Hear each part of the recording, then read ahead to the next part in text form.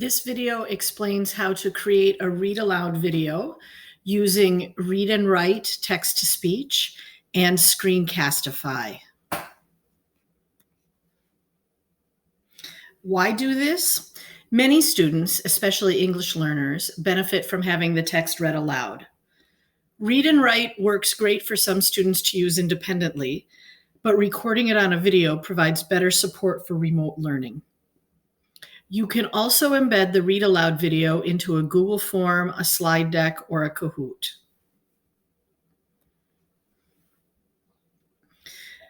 Setup.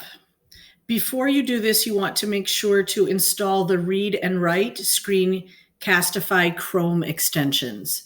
If you just Google Read&Write Chrome extension, you'll come up with a link on how to do that. It's pretty simple. You also want to adapt your text so that the font will be large enough for viewing on small devices. One way to do this is to paste text into a Google Doc or Google Sites page. And depending on the format of your reading, you could also just increase the view size on your device.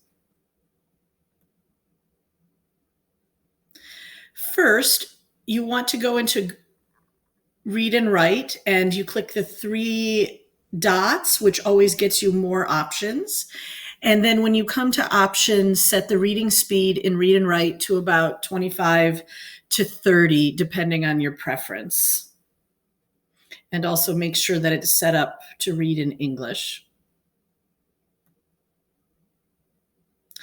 Next, you're going to create the first Screencastify video, which is a silent view of Read&Write text-to-speech.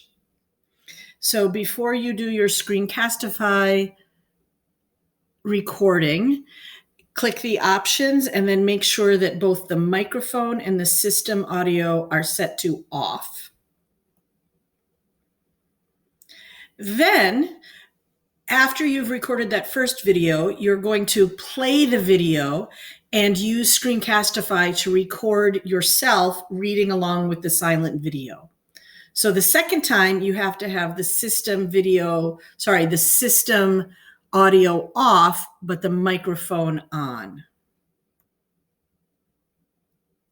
Finally, save the second Screencastify video to share with your students. Unless you are happy with the computerized text-to-speech voice. They're not bad. You might want to do that.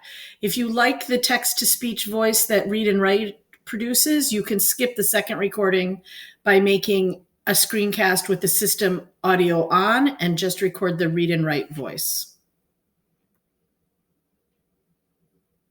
You ready? I'm going to walk you through the steps that I have discussed. Let's go. Okay, so I have my article in a nice large format here, and I'm going to open up my Read&Write extension. So it's already been installed. I'm going to click here, and then I get a toolbar. You may, if you have not used it before, if you have the free version, it doesn't have these colored in features. Don't worry about that because play is really all you need. You should go to the three little dots here, which means more. So click there, go to options. And I have mine set how I want it. It's in English. And I like 28 as a reading speed usually. You can play around with it. You're not going to want 50 for sure, but pick something that's comfortable for you. Okay. And then I might, when I'm recording, I'm going to leave it a moment for this because it actually doesn't move very well from above the picture to below the picture. So I might highlight this, and then when I'm reading over it, I'll just have that blue screen. And then I'm going to scroll down and I'm going to put my cursor where I want to start reading. And then I'm going to hit play.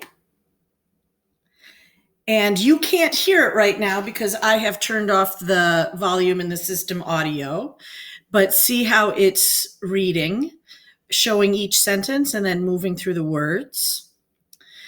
When you're reading aloud, one thing is that we don't 100% read in this spacing, but try and follow the blue words when you're reading.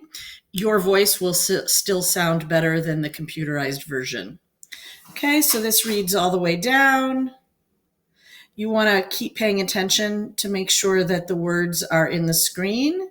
It should do it naturally. So see how it says this was a total of 43 days? It should move down. No, actually you have to scroll down to see that. I'm sorry. So kind of drive while it's going.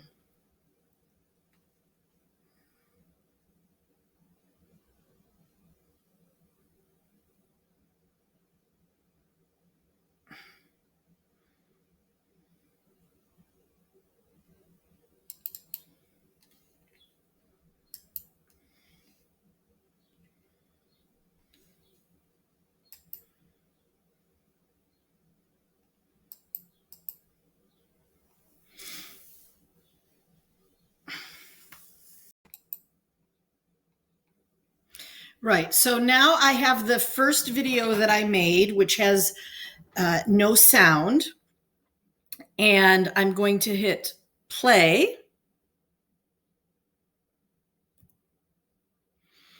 And I'm recording my voice reading. So let's go. After 43 days sheltering at home amid pandemic, kids venture out in Spain.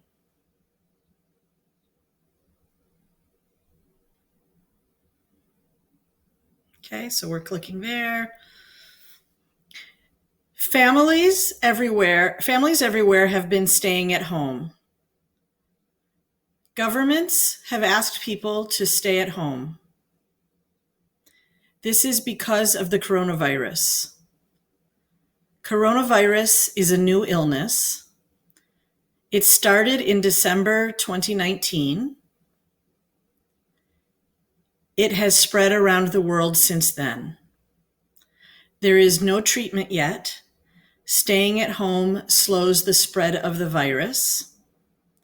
Kids are having different experiences. In Spain, the virus has caused a lot of illnesses and deaths.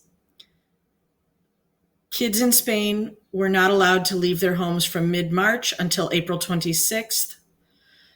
This was a total of 43 days.